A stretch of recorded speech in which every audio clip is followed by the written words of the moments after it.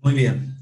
Entonces, vamos a entrar en el apasionante libro de los Salmos.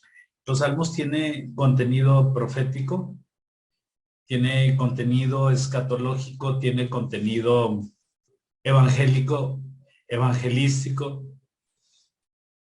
tiene un gran contenido, tiene mucho cuerpo y el cuerpo que tiene es precisamente para un llamado motivador para la iglesia. De hecho, la iglesia pues nos basamos mucho en las escrituras de David, porque David no solía ofrecer sacrificio animal, él hablaba directamente con el Señor, era un hombre del Nuevo Testamento, era un hombre conforme al corazón de Dios, no conforme a la ley. Entonces, para fines prácticos, era un hombre que podemos entender perfectamente bien ahora como iglesia. La iglesia lo puede entender. Él entendía perfectamente bien esta final etapa que iba a pasar el pueblo de Israel, porque Dios habló muchas cosas a él. Eh, la mayoría de los salmos fueron escritos por David, más o menos 73 salmos. Asaf escribió otros 12. Los hijos de Coré escribieron 11 aproximadamente.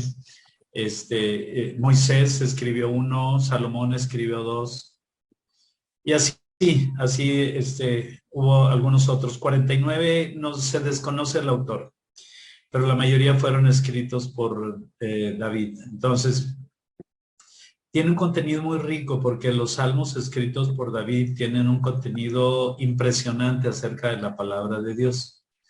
Esa palabra que la dio a su siervo, una palabra muy clara, una palabra asertiva respecto de la persona de David, aceptando la condición humana y integrándola a un proceso futuro donde se integraría un hombre que abrió su corazón completamente a un Dios personal, no a un Dios de una divinidad desconcertante, no, era un Dios personal para David. Por eso era impresionante la manera como David entendía la palabra. Eh, la palabra tiene tres componentes. La palabra textual, que es la palabra literal, la palabra escrita, la palabra literal, la cual no tiene más que texto, únicamente letras y tinta. La palabra se llama rafé.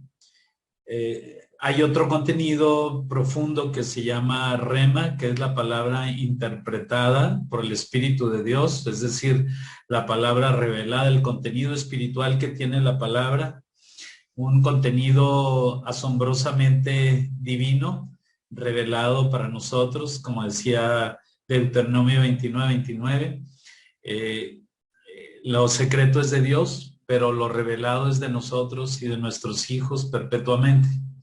Cuando Dios da la revelación, la da perpetuamente, no la da por un tiempo, puede ser quitada, no puede ser quitada, la revelación está dada al hombre y únicamente la da al que tiene su espíritu.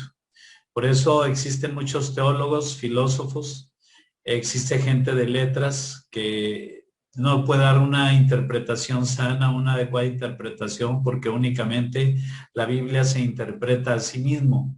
Es decir, el texto se interpreta por medio del Espíritu de Dios, el Espíritu que trae la palabra. Entonces, es una palabra que definitivamente no trae claves ni trae códigos, simplemente trae una definición interna o intrínseca en la misma palabra que tiene que ser traducida por el Espíritu de Dios.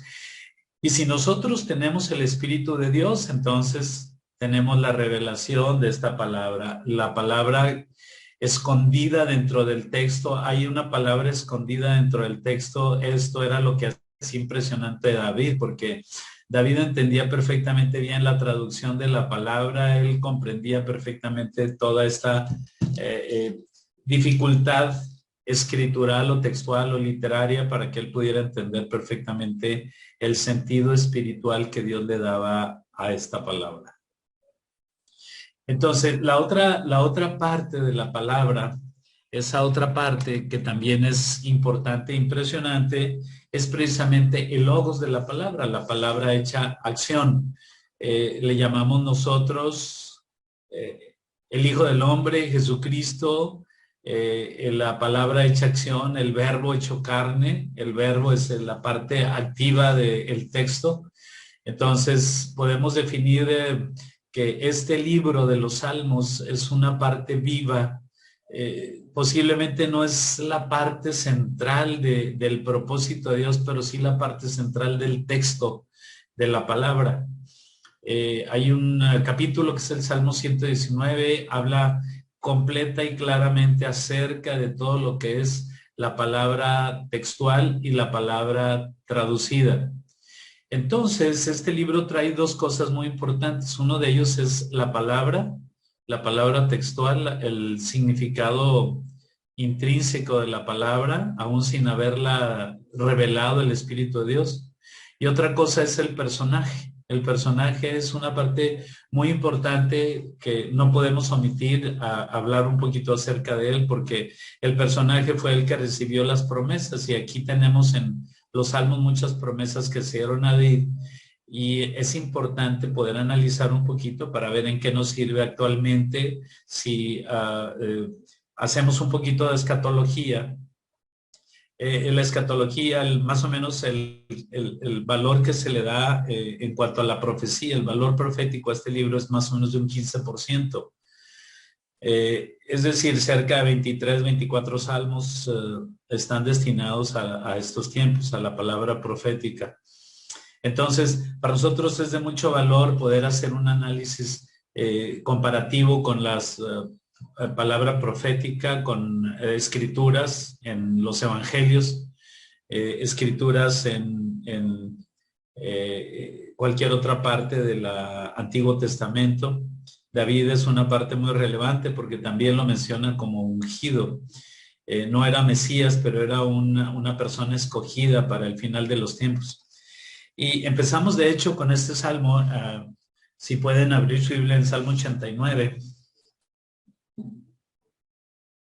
Habla este Salmo 89 precisamente del pacto que Dios va a tener con David, su siervo. Es un pacto muy especial que lo mencionaba, ya lo mencionaba también Daniel. Una parte, un pedacito lo mencionaba Oseas, lo menciona el profeta Isaías, lo menciona el Apocalipsis, lo menciona Lucas. Muchos libros lo mencionan, el pacto que Dios hizo con David. Dice a partir del verso 1, las misericordias de Jehová cantaré perpetuamente, de generación en generación haré notoria tu fidelidad con mi boca, porque dije, para siempre será edificada misericordia, en los cielos mismos afirmarás tu verdad. Verso 3, hice pacto con mi escogido, juré a David mi siervo, diciendo, para siempre confirmaré tu descendencia y edificaré tu trono y por todas las generaciones. Nos alcanzó a nosotros. Entonces, dice que él hizo un pacto con David. Hizo un pacto, dice que es eterno, un pacto para todas las generaciones, y sobre todo este pacto lo va a confirmar. Es un pacto que tiene que confirmar. Voy a confirmarlo. Voy a estarlo confirmando. Es un pacto que voy a estar trayendo siempre a la memoria, porque es importante que nosotros podamos definir la palabra. Y aquí la vamos a definir. Entonces, dice, juré a David mi siervo diciendo, para siempre confirmaré tu descendencia y edificaré tu trono por todas las generaciones, no nada más su familia. Entonces, él era descendiente de la tribu por parte de Isaí, su papá, de la tribu de Judá. Exactamente sucede lo mismo con José, era de la tribu de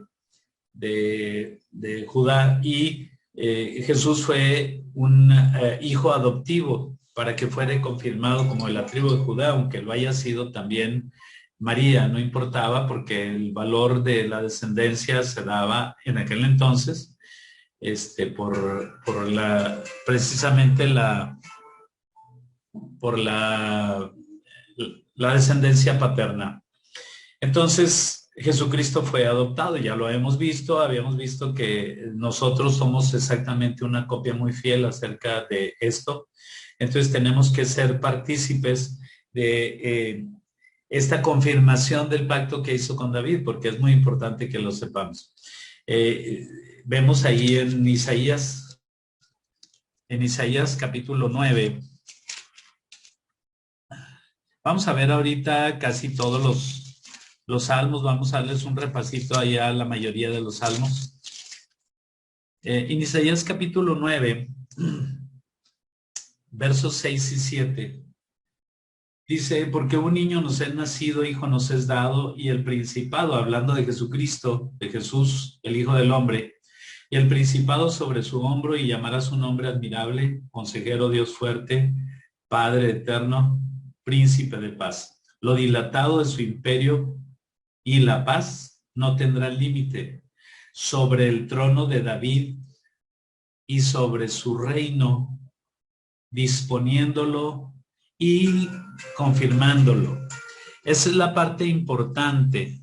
No nada más lo va a disponer la promesa que tenía sobre su descendencia, sino que la va a confirmar en juicio y justicia, porque así lo estableció Dios desde ahora y para siempre. El celo de Jehová de los ejércitos dice, hará eso. Si me acompañan allí a Lucas, en el capítulo 1, hay un encuentro del ángel Gabriel con María y él le hace una promesa acerca de su descendencia. Y ahora concebirás, dice el 31, capítulo 1, verso 31, y ahora concebirás en tu vientre y darás a luz un hijo y llamarás su nombre Jesús. Este será grande y será llamado Hijo del Altísimo, y el Señor Dios le dará el trono de David, su padre. Estamos hablando del Jesús hombre. Le dará el trono de David su padre y reinará sobre la casa de Jacob, sobre todo Israel, para siempre, y su reino no tendrá fin. Entonces, hay una confirmación todavía extraordinaria aquí del pacto que hace con David. Y proféticamente ya se había hecho, si me acompañan a Daniel, en el libro de Daniel capítulo 9, hablando de las 70 semanas de Daniel, hay algo que introduce al final en la última semana nada más lo menciona en un solo versículo, en el 27, y dice, después de las 69 semanas, habla todo el relato acerca de las primeras 69 semanas, y luego hay un paréntesis porque dice en el 26, y después de las 62 semanas, más las 7 semanas de la construcción del templo, dice, se quitará la vida al Mesías. Dice que después de las 69 semanas se va a quitar la vida al Mesías, mas no por él, no por causa de él, sino por causa de nosotros. Y el pueblo, un príncipe que ha de venir, esto es Tito, destruirá la ciudad y el santuario, y su fin será con inundación. Es decir, mucha gente va a destruir Jerusalén y el templo. Y hasta el fin de la guerra durarán las devastaciones. Duraron más de 3 años. Hubo un sitio de 3 años ahí sobre Jerusalén. Y luego viene la última semana. La última semana muchos dicen que ya se cumplió con este sitio y con esta guerra cuando vino Tito, el general Tito, a destruir Israel. Pero no es así. En el versículo 27 dice, y por otra semana, por otros 7 años, dice, confirmará el pacto con muchos. No dice que va a confirmar el pacto con Israel, dice que va a confirmar el pacto con mucha gente. Cuando habla de mucha gente, está hablando de gentiles. Entonces, había una promesa de Dios sobre Abraham y Jacob, que era, haré, en ti serán benditas todas las naciones, todas las gentes en la tierra. y tu descendencia será grande como las estrellas del mar o como como las estrellas de los cielos o como la arena del mar. Entonces, el Señor se ha basado desde un inicio en sus promesas que dio a Abraham y a Jacob. Entonces, siguió dando promesas respecto a la descendencia de David. Entonces, había una línea de tiempo, no había línea paralela, nada más está el pueblo de Israel, todavía no venía la iglesia. Entonces, ahorita existen dos líneas paralelas que van paralelas y no se unen todavía, pero se van a unir. Entonces, esa línea de Israel, esa línea de Abraham y de Jacob venía directamente sobre el trono de David, porque los otros habían sido patriarcas, y los otros que seguían habían sido profetas, pero se levantó un rey al que se le dio un trono. Por eso nosotros, hablando en el Nuevo Testamento, en 1 Pedro 2:9, dice que nosotros somos linaje real. Tenemos una descendencia que viene de Melquisedec y una descendencia que viene de David, exactamente en la misma descendencia de Jesucristo. Jesucristo es sacerdote según el orden de Melquisedec. Y ahí dice que él reinará sobre el trono de David su padre. Es decir, en Lucas le dice a María esto, va a confirmar el pacto con David, el trono de David, y dice que es su padre. Entonces, está viéndolo de su descendencia por la línea de la tribu de Judá. Entonces, David tiene ahí una preeminencia específica muy especial sobre el dominio de la palabra. La palabra que Dios nos ha dado, él tiene una preeminencia textual. David entiende perfectamente bien la voz, la palabra, el texto, porque para él era muy importante entender todo esto. No nada más reinó sobre Israel, sino tuvo una participación muy experta dentro de lo que era la palabra de Dios.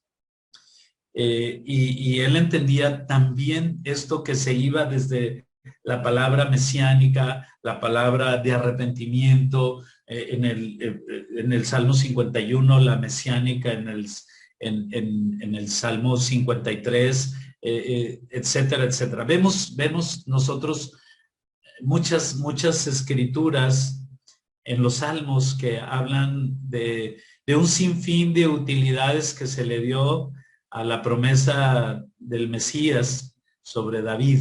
Entonces David entendía perfectamente bien esto. Entonces David tenía una llave que era precisamente el conocer estrictamente la palabra, el uso de la palabra, el uso que iba a tener en un futuro. Y a pesar de tantos errores que él cometió, él nunca quitó el valor que tenía la palabra. Cometió muchos errores porque, bueno, le fue dado mediante su reinado, porque él derramó mucha sangre en favor del pueblo de Israel. No fue en contra del pueblo de Israel, fue a favor del pueblo de Israel, porque luchó siempre contra los filisteos, los jebuseos, los heteos. Entonces, esta parte era una parte proporcionada directamente a la defensa de la nación de Israel, y él fue un defensor grande de la nación de Israel. Por eso el Señor, cuando habló con Samuel, le dijo: voy a buscar a un rey conforme a mi corazón, porque amo mucho a mi pueblo y yo necesito a alguien que lo pastoree. Y David era un hombre completamente íntegro. Entonces, él sabía el valor de la palabra y la entendía.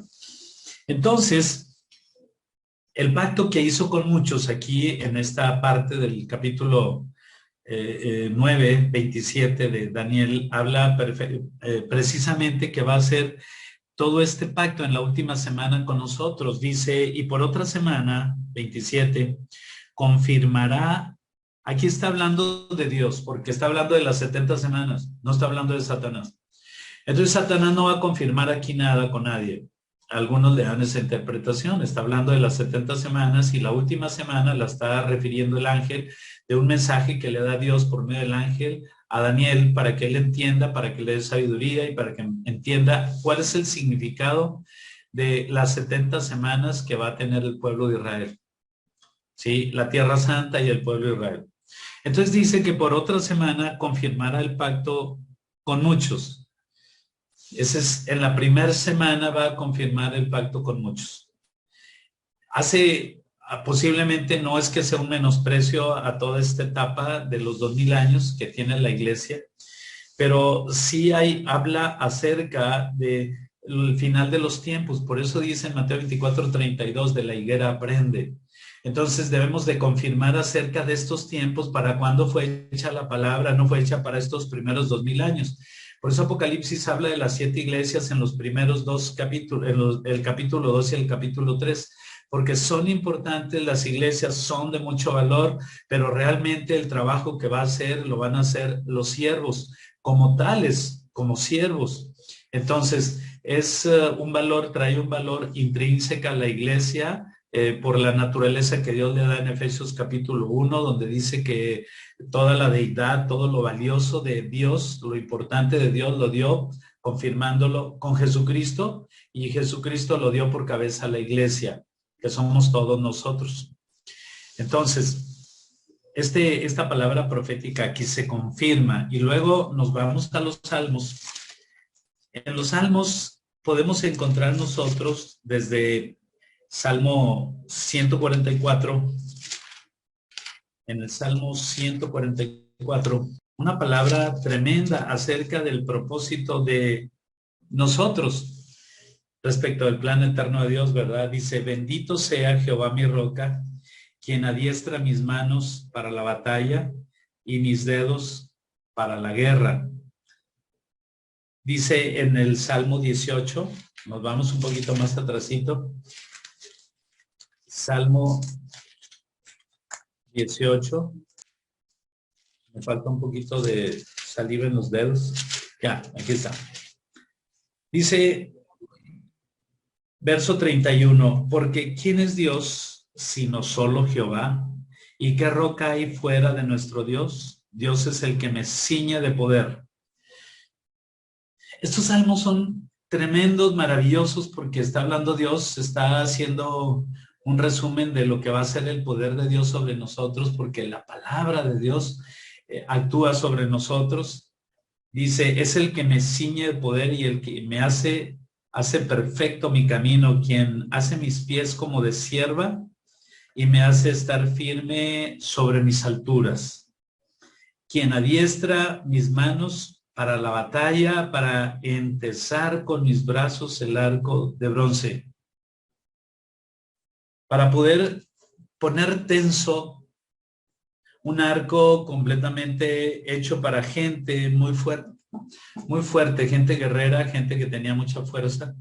Entonces solamente unos cuantos lo podían entesar, lo podían poner tensa la cuerda, ¿verdad? Porque no cualquiera la podía doblar y doblar un poquito la barra de bronce. Entonces, está hablando que Él es poderoso sobre nuestra vida. Si ustedes se fijan, durante muchos años nosotros hemos mostrado, no lo mejor de nosotros, pero sí hemos mostrado un poquito de debilidad, porque casi todos acudimos al altar para que oren, para que oren, para que oren por nosotros, para que nos libren de nuestros problemas, de la luz, del agua, del recibo del gas y de nuestras deudas. Es decir, no se ha formado carácter en nosotros. Seguimos batallando con problemas insignificantes cuando nuestra lucha es contra Satanás y sus ángeles, ¿verdad? Entonces nosotros nos doblamos cuando tenemos problemas de 1,000, 2,500 pesos, 300 pesos. Entonces ahí está nuestra debilidad. Tenemos problemas con nuestros hijos porque no nos hacen caso, pero nosotros no tenemos carácter para ponerle limitaciones, para ponerle límites, para ser estrictos, ordenados y disciplinados con nuestros hijos. Entonces le echamos la culpa a Dios y le decimos, Dios mío, ayúdame porque yo no puedo. Cuando Él te dio a tus hijos porque tú podías, para eso te los entregó. Entonces empezamos a padecer de un poquito de carácter, del carácter que le dio a David, el carácter que Dios nos da a nosotros, porque Dios nos hace fuertes y valientes. Y palidecemos con el carácter de nuestros hijos, con los deseos de nuestros hijos, ¿verdad? Entonces, el Señor nos tiene preparados cosas muy importantes por medio de David. quiere que levantemos carácter como David y entendamos un poquito las cosas como las ve David, ¿verdad? David veía siempre todo como una batalla y como una guerra. ¿Por qué? Porque tenía que cuidar y proteger al pueblo de Israel, y nosotros es lo mismo que tenemos que hacer. Si tenemos un ministerio, nosotros un ministerio, no como el ministerio de pastor, profeta, evangelista, maestro, apóstol. Tenemos un ministerio que es el ministerio de la reconciliación. En Efesios 2 dice eso. Y el ministerio de la reconciliación es reconciliar al pueblo de Israel con Dios. Al mundo no lo vamos a reconciliar. Dios no está enojado con el mundo, ni el mundo está enojado con Dios. Dios endureció, dice, no endureció al mundo, Dios endureció al pueblo de Israel. Entonces hay que reconciliarlo. En Isaías 149 dice que vendrá esa reconciliación. Y en Oseas capítulo 2, 14 y 15 dice, ¿cuándo va a ser esa reconciliación? Va a ser en el desierto. Ellos no están en el desierto. Pero cuando vayan a tener que huir porque esté el anticristo en el templo del Señor, que van a huir, entonces van a tener que ir al desierto. Entonces, para fines prácticos, el Señor está viendo a David como un protector de su pueblo. Bueno, nosotros somos protectores también del pueblo de Israel, porque vamos a traer el ministerio de la reconciliación y les vamos a llevar allá. Pero de David dice... Dice él mismo, perseguí a mis enemigos y los alcancé y no volví hasta acabarlos. Los herí de modo que no se levantasen, cayeron debajo de mis pies, pues me ceñiste de fuerzas para la pelea, has humillado a mis enemigos debajo de mí y has hecho que mis enemigos me vuelvan las espaldas para que yo destruya a los que me aborrecen. El carácter que le hace falta al cristiano, aquí lo habla David, es un carácter de poder, pero parece ser que la mayor parte de la iglesia carece de este carácter. Somos un poquito permisibles, le damos oportunidad que haga con nosotros lo que quiera. Algunas veces nos vapulea por medio de nuestra familia, nuestros hijos, por medio de nuestros jefes, cuando nosotros debemos de tener un poquito, no control, pero sí de tener un poquito de valor para hacer las cosas correctas como las hacía David. Dentro de este mismo plan que tenía Dios aquí con David, volviendo al Salmo 89, dice en el verso, dice desde el verso 3, hice pacto con mi escogido, juré a David mi siervo diciendo, para siempre confirmaré tu descendencia y edificaré tu trono por todas las generaciones. Bueno, Dios va a hacer algo con nosotros por medio de la promesa hecha a David. Y es importante que nosotros podamos entender un poquito acerca de este plan eterno que tenía Dios para David y para nosotros, para su reino. Hebreos 7, la palabra profética que tiene aquí David, esta palabra profética es una palabra que él está completamente seguro, y ahorita vamos a ver por qué. Ahí en el Salmo 119. Dice en el capítulo 7, porque este Melquisedec, rey, Melquisedec fue rey de Jerusalén.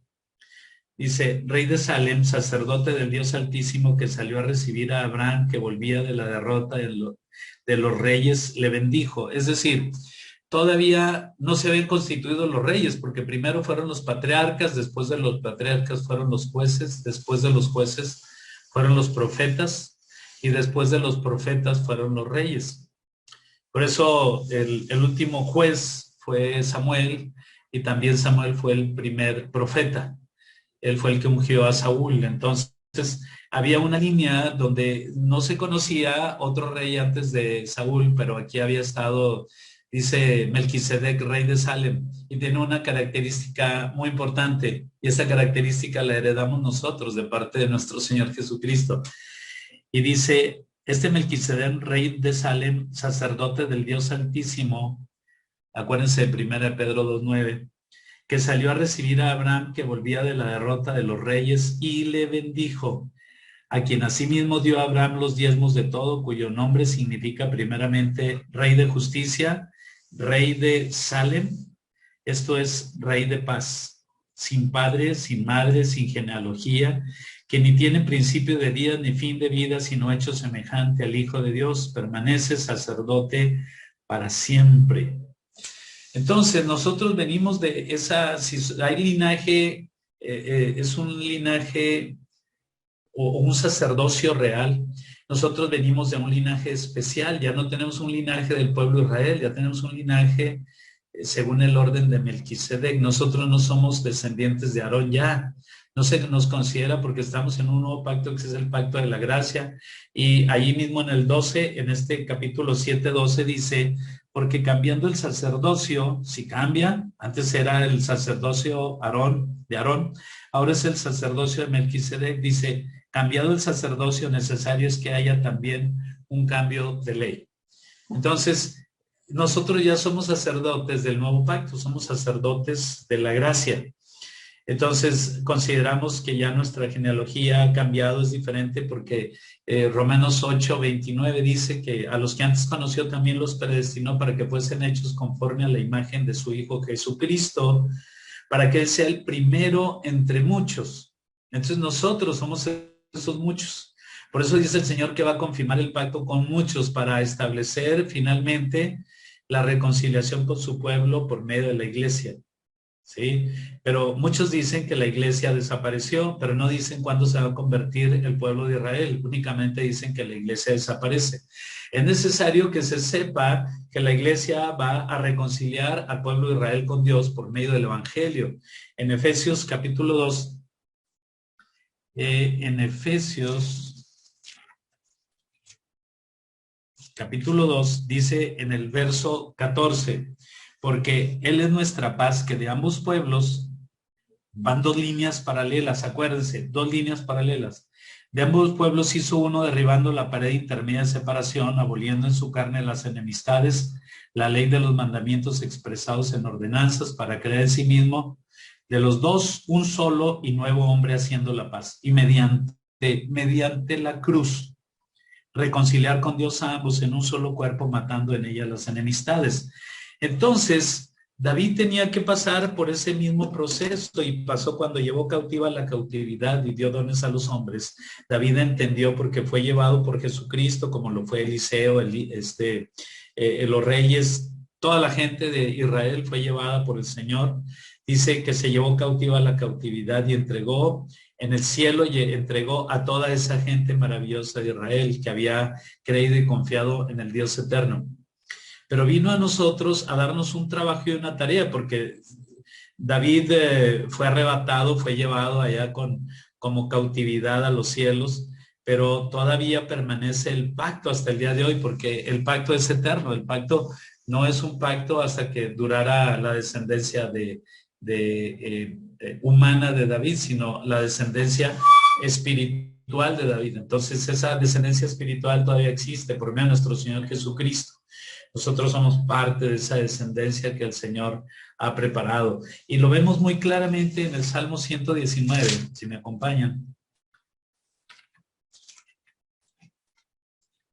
Dice el Salmo, por eso él era una persona que adaptó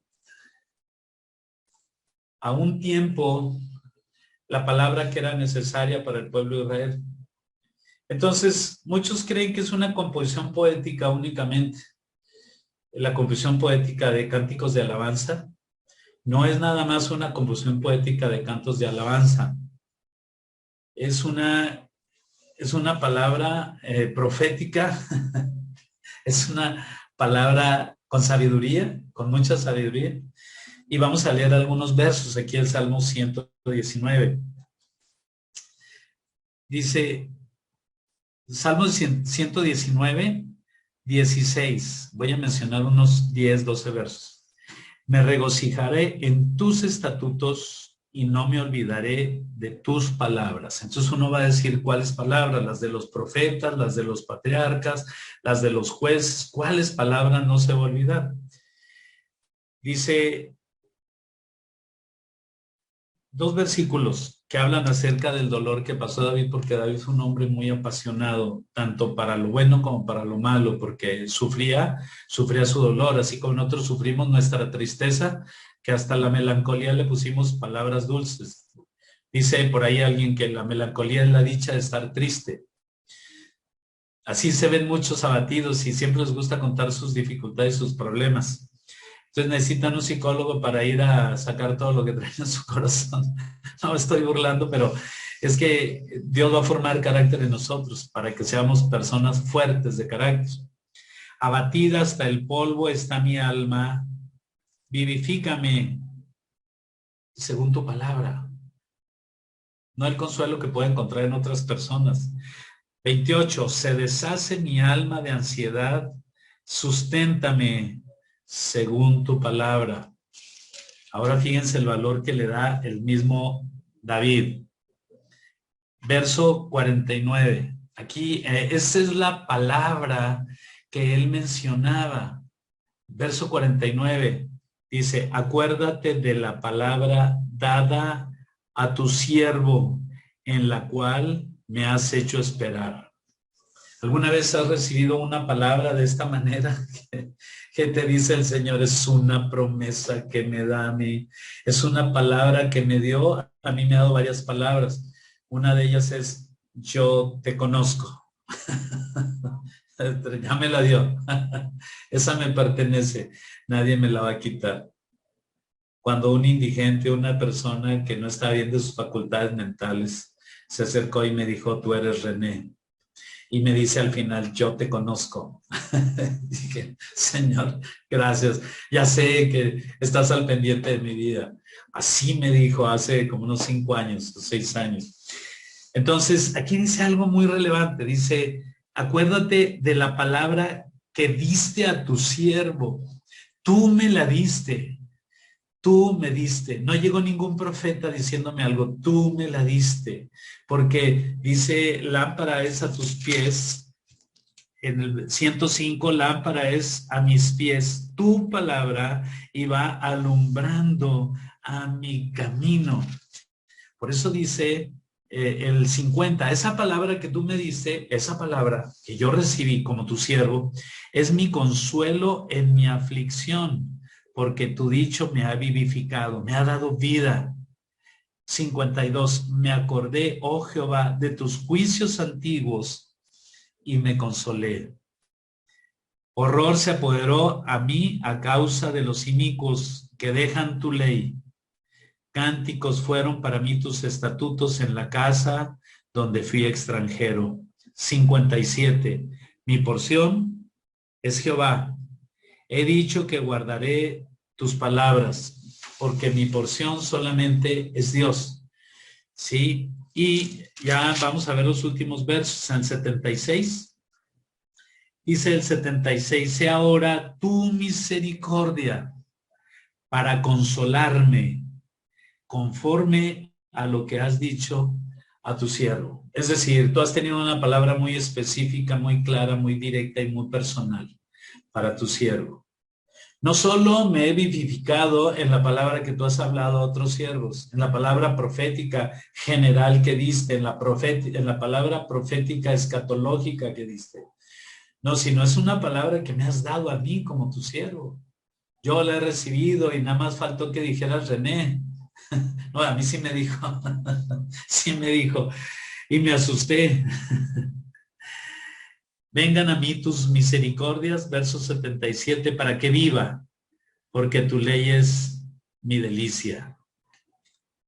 Dice ya por último, Salmo 125, tu siervo soy yo, dame entendimiento para conocer tus testamentos.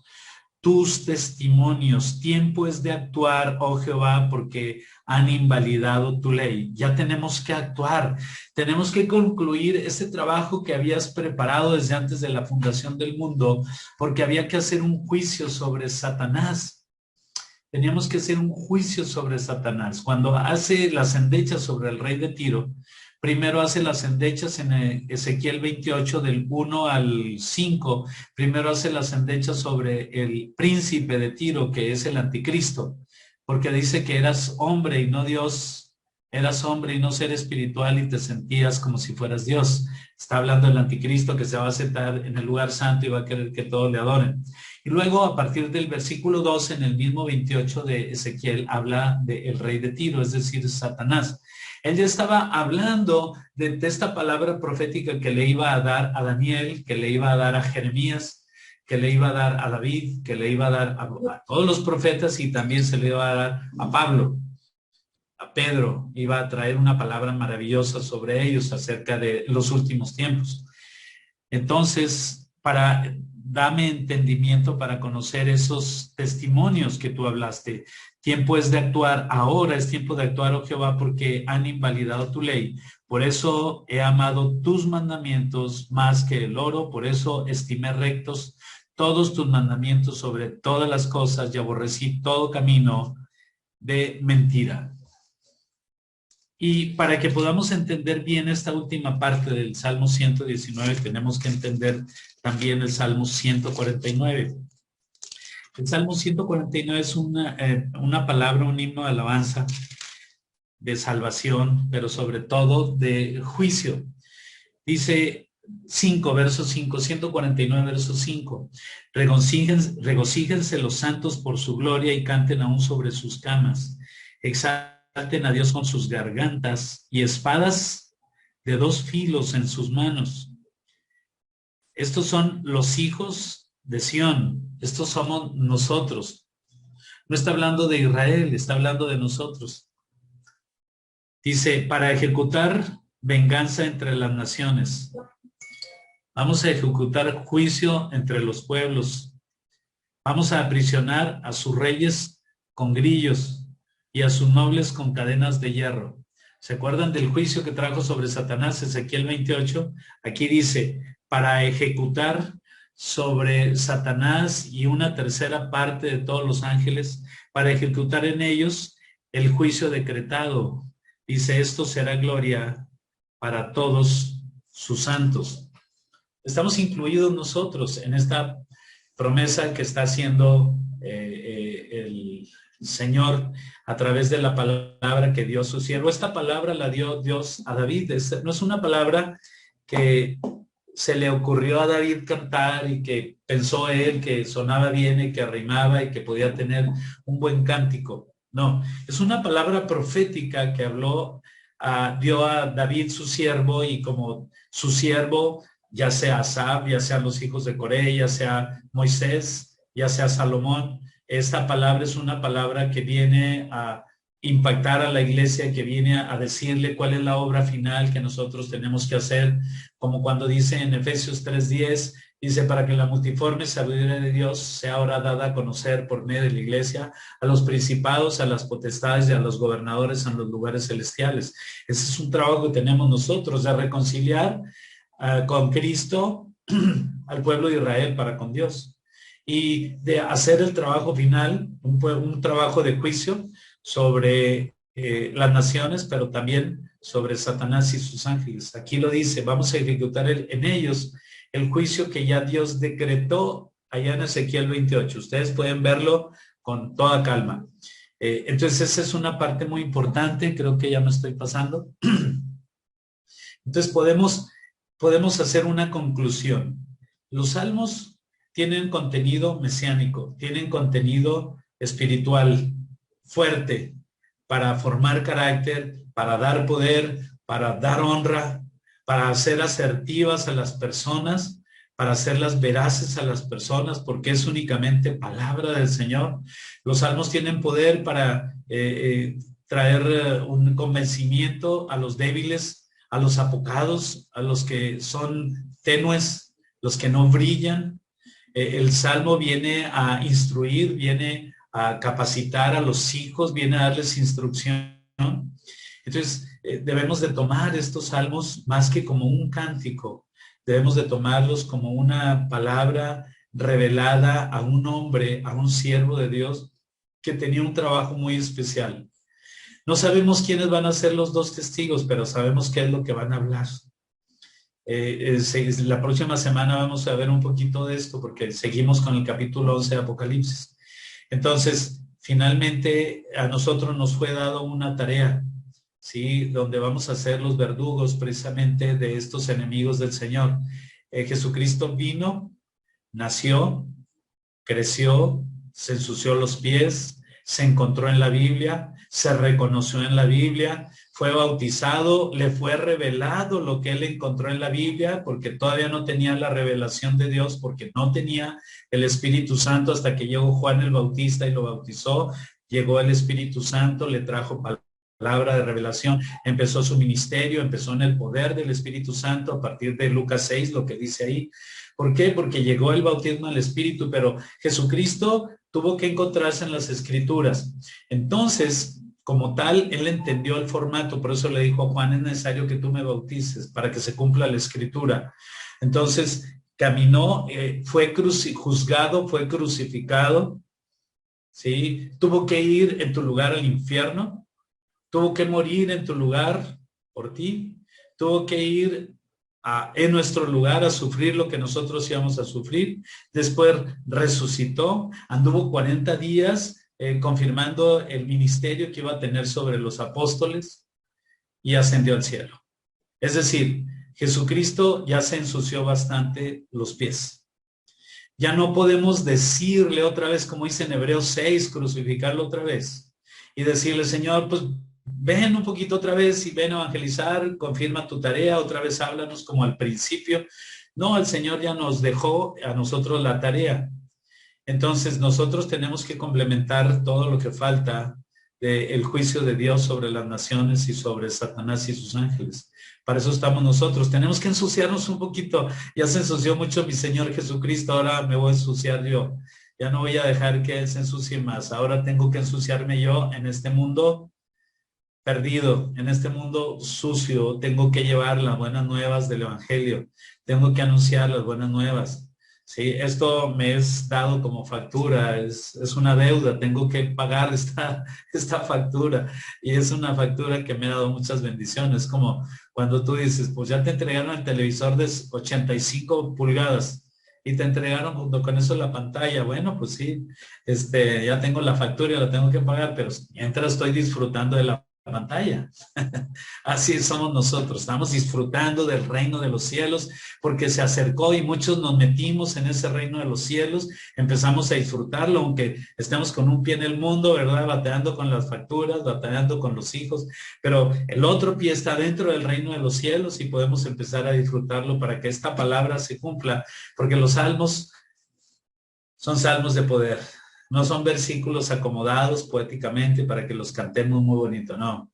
Salmos de poder, palabra, toda la palabra está concentrada aquí. Como dijiste, Sarita, es casi el ombligo de la Biblia, porque está la palabra centrada en una persona, revelada, la palabra como tal en una persona. Nosotros no podemos decir que David no tenía la revelación de Dios porque tenía la conversación directa con Dios. Dios le revelaba todo por medio de su espíritu. Entonces David era un hombre conforme al corazón de Dios. Nosotros somos hombres conforme al corazón de Dios, porque hemos creído sin haberle visto, hemos experimentado el arrepentimiento sin habernos dicho nada acerca de nuestro pecado y nuestra maldad. Fuimos escogidos por Él como siervos, como David fue escogido, como Ciro fue escogido en Isaías 45, porque Él ya vio algo en nosotros y Él nos predestinó para hacer una tarea bien específica, bien importante, para que nosotros la hagamos realidad en el reino de los cielos en el que estamos viviendo. Amén. Bueno, entonces vamos a dejar un poquito de preguntas y respuestas para los siguientes 10 o 15 minutos. ¿Habrá algo que quieran agregar o comentar?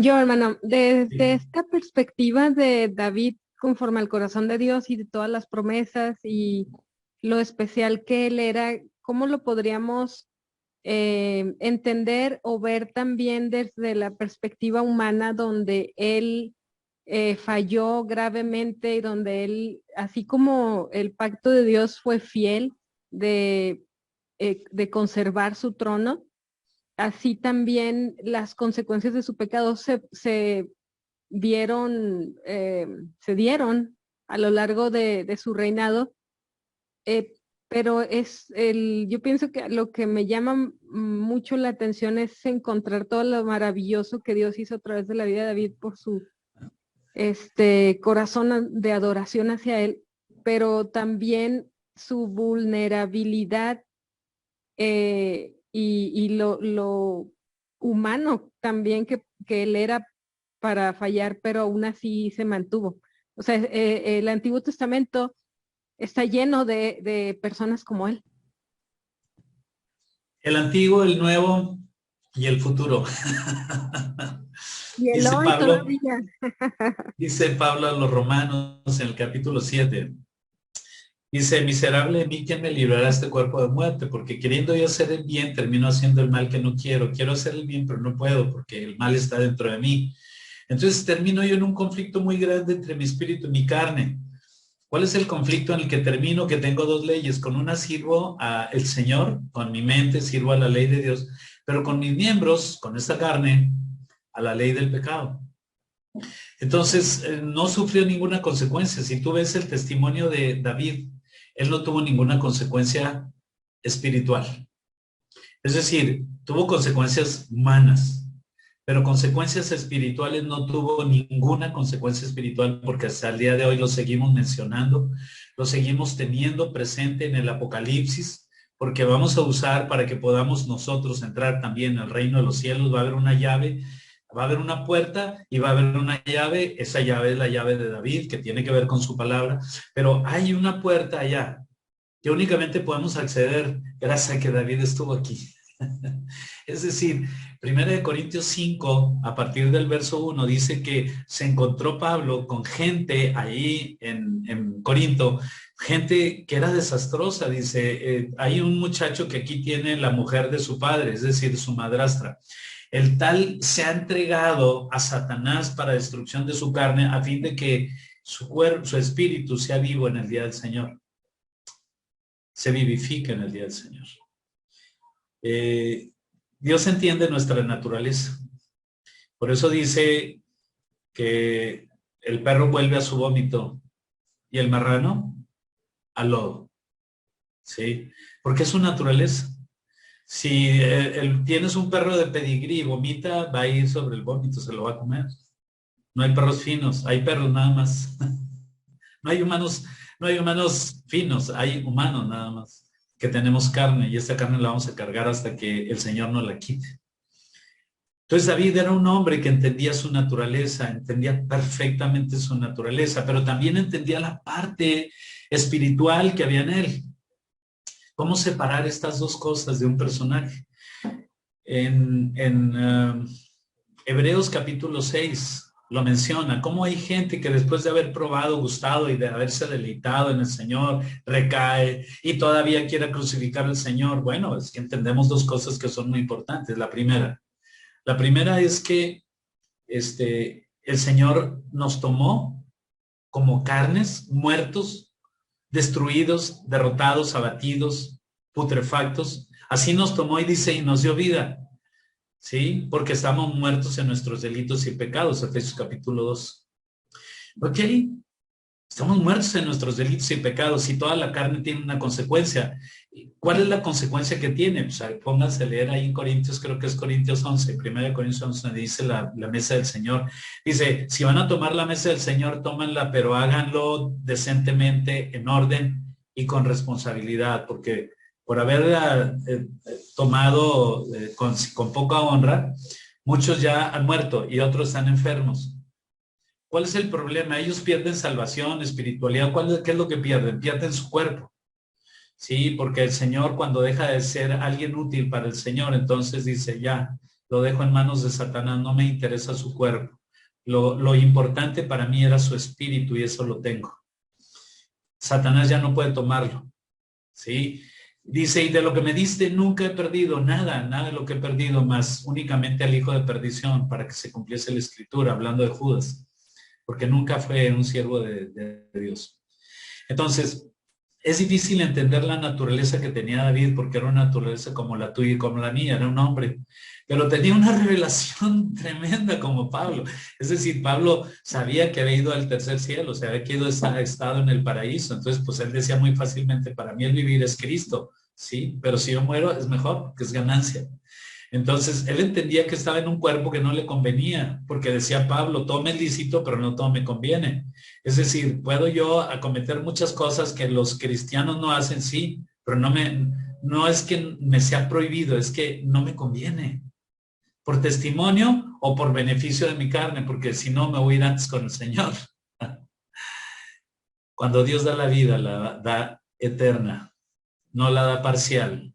Dios nos da una vida eterna condicionada a tus actos, porque cuando Él te escogió muerto. Entonces, si yo agarré a un muerto, ¿cómo puede hacer que ese muerto sea bueno? No se puede. Entonces, el que tiene que hacer toda la obra es Dios. No me salvo por buenas obras. Las buenas obras Dios me las preparó de antemano para que yo anduviera en ellas. Pero la santificación no se trata de buenas obras que voy a estar haciendo yo para tratar de ser mejor cada vez y ser más bueno. Yo no puedo ser bueno, aunque quiera y le eche muchas ganas. Mis obras no me pueden hacer santo, porque lo único puro y santo es Dios y Él puso de su naturaleza en nosotros. Entonces, si yo tengo algo de santidad, es por Él, no es por mí.